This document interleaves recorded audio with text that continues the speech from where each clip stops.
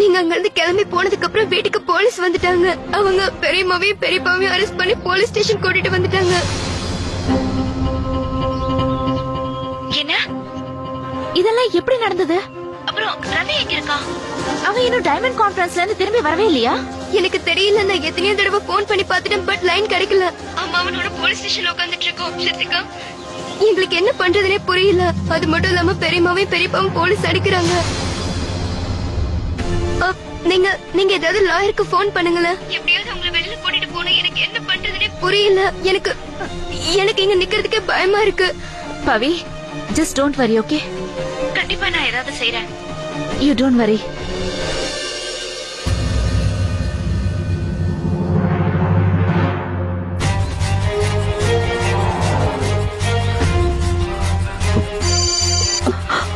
Hello hello பவி.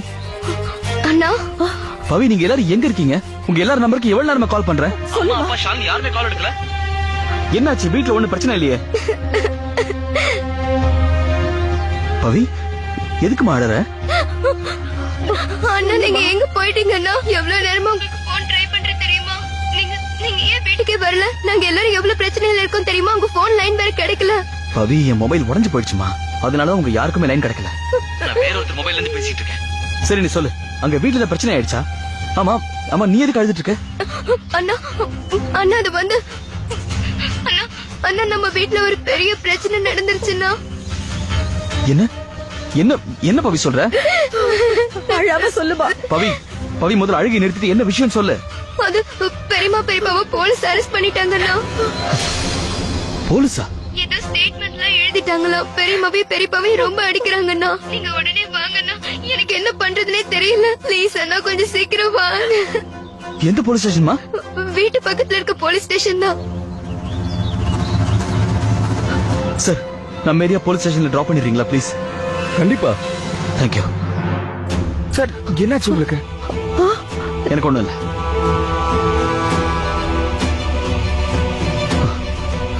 Inspector, நான் தான் ரவி. ஏதோ மிஸ் அண்டர்ஸ்டாண்டிங் ஆயிருக்குன்னு நினைக்கிறேன். என் பேரண்ட்ஸ் அந்த மாதிரி இல்ல சார். இது வரைக்கும் அவங்க ஷாலினியை கை ஓங்கினதே இல்ல. அந்த மாதிரி நடந்துக்க வேண்டிய அவசியம் இல்ல சார்.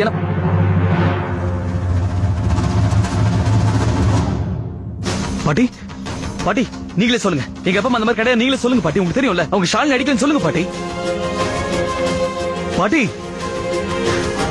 ஐயோ, நீ என்னடா ரவி அவங்க கிட்ட கேட்டுக்கிட்டு இருக்க? அவங்க தானே கம்ப்ளைண்டே கொடுத்திருக்காங்க. என்ன? பாட்டியா? ஆமா, பாருங்க.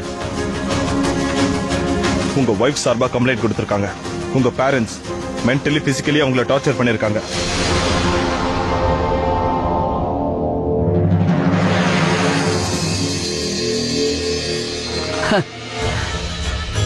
அதிர்ச்சி ஆன மாதிரி நடிக்கிறான் பாருங்க. இன்னும் ஷாலினிய தலை மேல தூக்கி வச்ச ஆன மாதிரி.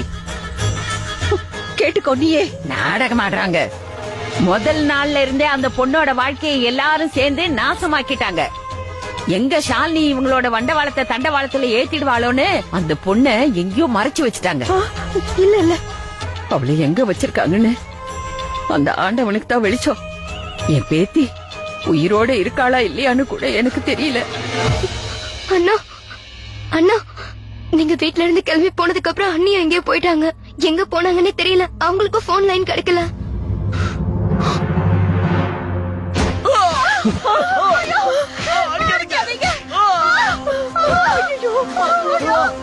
இன்ஸ்பெக்டர் சார், நான் உடனே என் பேரண்ட்ஸ் பார்க்கணும் சார். நான் அவங்க கிட்ட பேசணும் சார், ப்ளீஸ். ஒரு நிமிஷம். கான்ஸ்டபிள், கூட்டு போங்க. ஏதோ பேசணுமா?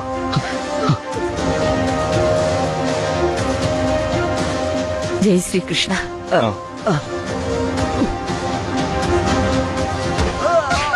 விடுங்க, சாரோட ஆர்டர்.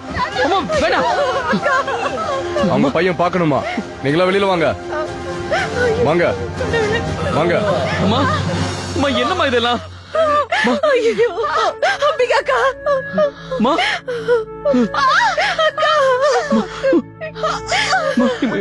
பாத்துமா.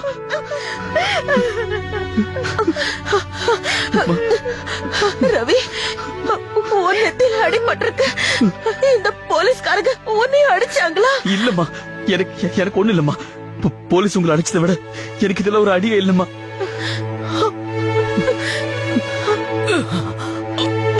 அப்பா,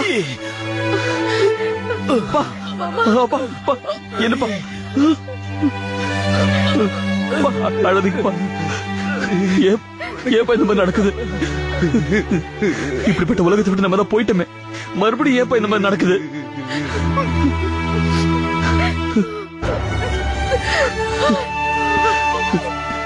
உங்க 2 பேருக்காக தானப்பா நான் இப்படி மாறினேன்.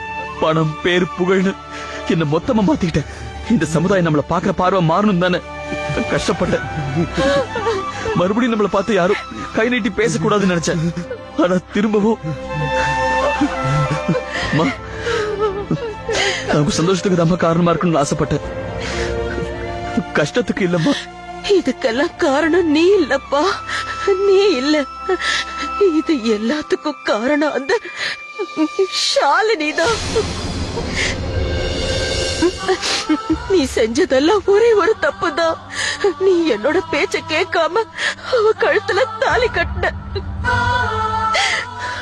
நான் அன்னைக்கு உன்கிட்ட சொன்னேன்ல, அவ இந்த வீட்டுக்குள்ள வந்தா அவ இந்த வீட்டை நாசமாக்கிடுவான்னு, நம்ம நிம்மதி சந்தோஷம் எல்லாம் போயிடும்னு சொன்னேன்ல.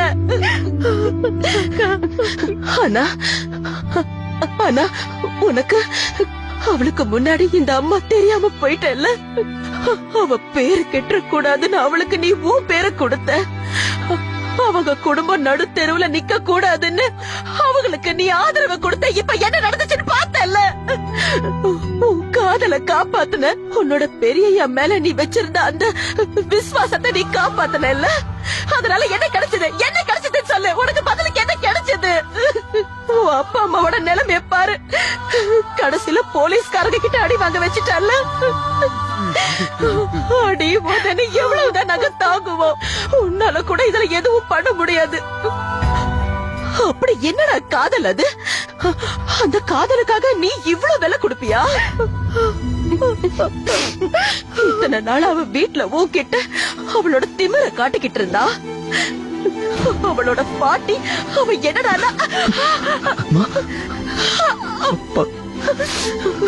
அவ என்னையே மிரட்டினா. ஆனா நீ அதெல்லாம் புரிஞ்சுக்கல. போனா போகட்டும்னு விட்டுட்ட. இந்த உலகத்துக்கு நீ எப்பவுமே நல்லவனா தெரியணும், நல்லவனா இருக்கணும்னு ஆசை. அப்படின்னா போடா, போய் இந்த உலகத்துக்கு காட்டு. உன்னை பெத்த அப்பா அம்மாவோட நிலைமை என்னன்னு காட்டு.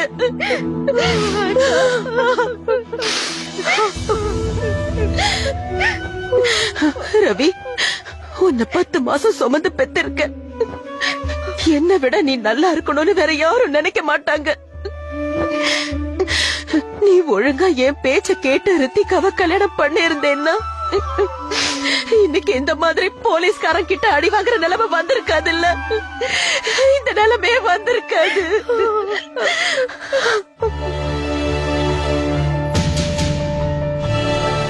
ஹலோ சேகர்.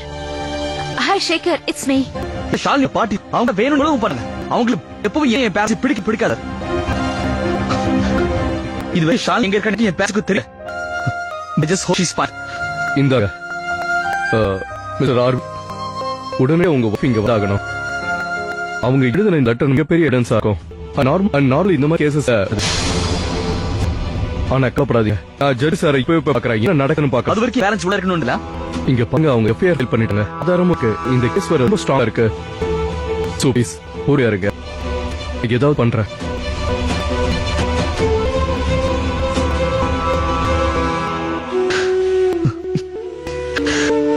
எங்க அம்மாவுக்கு எப்படி நடக்குது பவி? ஆனா நீ சாந்தி காரியம் பண்ணிருக்கா. எல்லாம் பட்டிதான் வேணும் நம்ம பழி வாங்கிட்டு இருக்காங்க. அவங்க அப்பா பண்ணிட்டு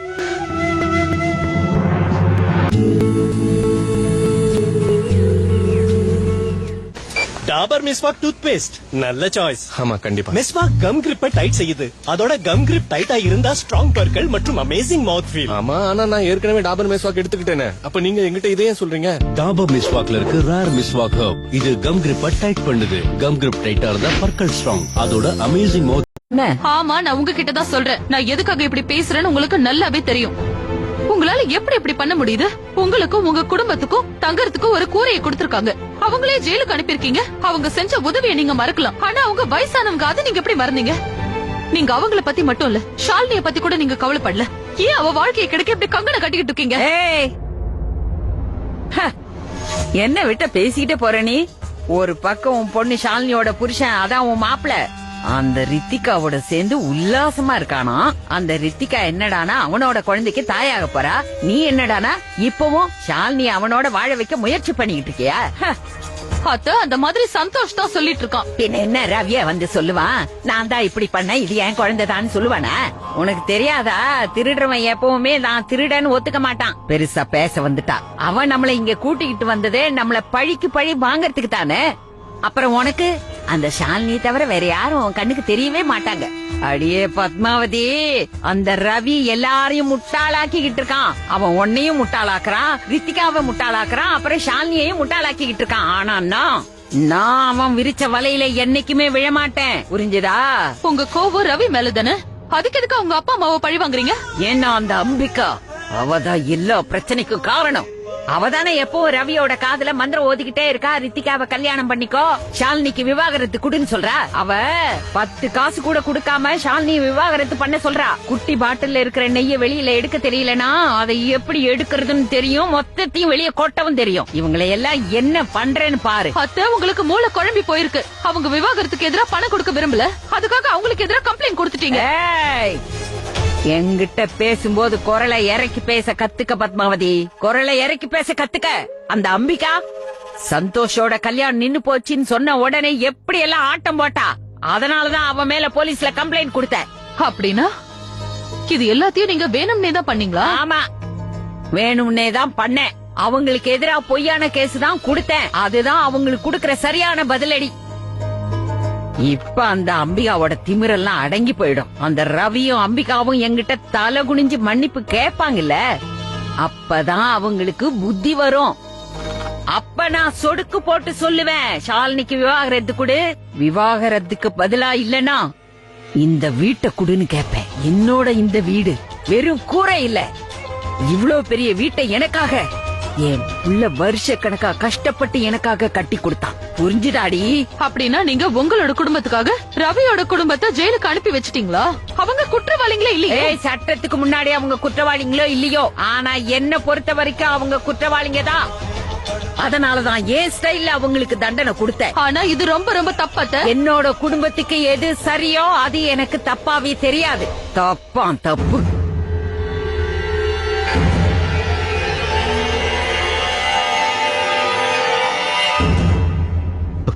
சார் என்னாச்சு? ஐம் சாரி மிஸ்டர் ஆர்வி, நான் உங்ககிட்ட முன்னாடியே சொன்ன மாதிரி இந்த கேசஸ்ல பெயில் கிடைக்காது. உங்க பேரண்ட்ஸோட பெயில் அப்ளிகேஷன் ரிஜெக்ட் ஆயிடுச்சு. இப்ப அவங்களே வந்து எஃப்ஐஆர் வாபஸ் வாங்குற வரைக்கும் நாம எதுவும் செய்ய முடியாது. அவங்க எஃப்ஐஆர்ல திரும்ப வாங்க மாட்டாங்க சார். அவங்க தான் வேணும்னு பண்றாங்க சொல்லிட்டு இருக்கேன்ல. அவங்க இதெல்லாம் வேணும்னே பண்றாங்கன்னு சட்டத்தை முன்னாடி நிரூபிக்க உங்ககிட்ட ஏதாவது ப்ரூஃப் இருக்கா? இல்ல, என்கிட்ட எந்த ப்ரூஃபும் இல்ல சார். ஆனா என்கிட்ட இருக்கு.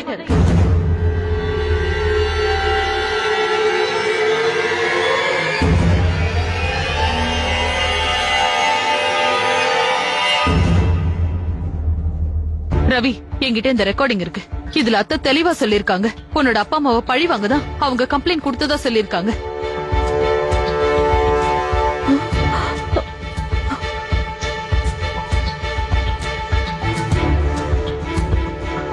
அப்படின்னா இது எல்லாத்தையும் நீங்க வேணும்னே தான் பண்ணீங்களா? ஆமா, வேணும்னே தான் பண்ணேன். அவங்களுக்கு எதிரா பொய்யான கேஸ் தான் கூட, அதுதான் அவங்களுக்கு கொடுக்கற சரியான பதிலடி.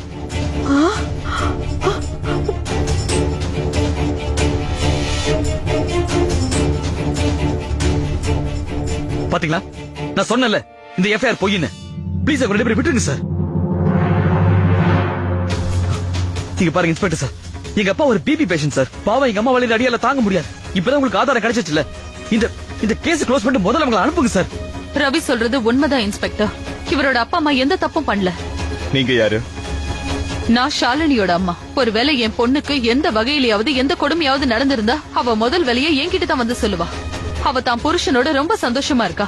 அதே சமயம் அவ குடும்ப வாழ்க்கை அழியிற மாதிரி அவ எந்த ஒரு காரியத்தையும் பண்ண மாட்டா. ஷாலினி சொல்லி இந்த கம்ப்ளைண்ட் கொடுக்கல, என் அத்தை ஏதோ ஒரு வெறியில கொடுத்துட்டாங்க. பழைய பகை இன்னும் அவங்க மனசுல இருக்கு. தயவு செஞ்சு இவங்களை விட்டுருங்க. ஷாலினி எங்க இருந்தாலும் அவ நல்லாதான் இருப்பா. இந்த விஷயத்துக்கு நானே உங்களுக்கு கேரண்டி கொடுக்கறேன். சரி, அவங்கள திறந்து விடுங்க. டாபரில்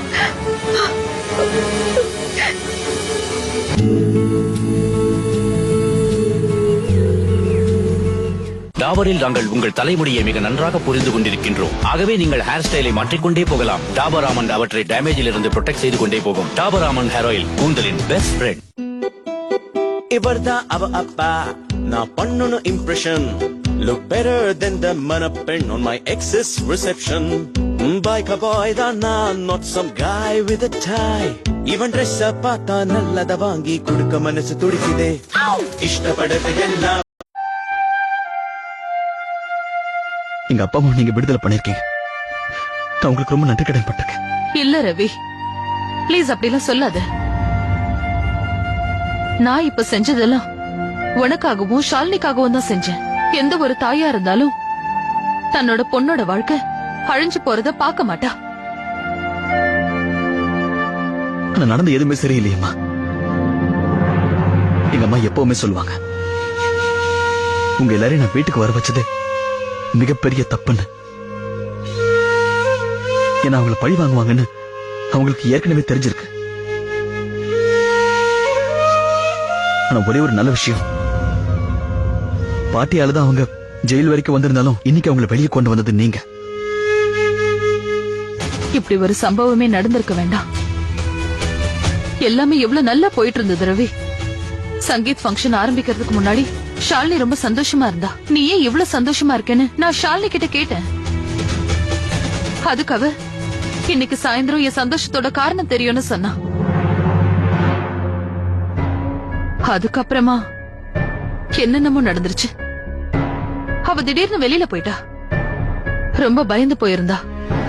நான் அவளை தடுக்க முயற்சி பண்ண, ஆனாலும் அவ போயிட்டா. அவ என்கிட்ட தான் பேசிட்டு இருந்தா. இன்னைக்கு சாயந்தரம் நாங்க ஒருத்தர் காதலிக்கிறோங்கிறத எல்லாரும் முன்னாடி சொல்லலான்னு முடிவு பண்ணிருந்தோம். விவாகரத்து பண்ணிக்க மாட்டேன்னு சொல்றதா இருந்தோம். இதுதான் விஷயம்னா அவ ஏன் அந்த அளவுக்கு பயந்து போயிருந்தா? அவ என்ன நினைச்சுதான் அவ்வளவு பயந்தா? அவளுக்கு அந்த என்ன ரவி, ஷாலினி எங்க போயிருக்கா? நான் ஒரு கம்ப்ளைண்ட் கொடுக்கணும்.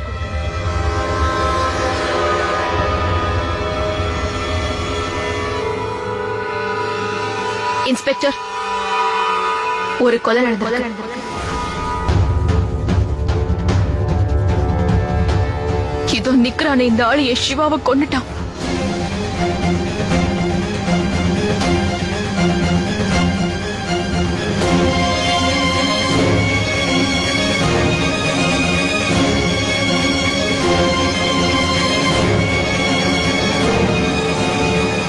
இவன் ஒரு கொலைகாரன்.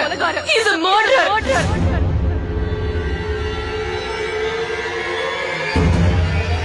இவன் என் கண்ணு முன்னாடி சிவாவை.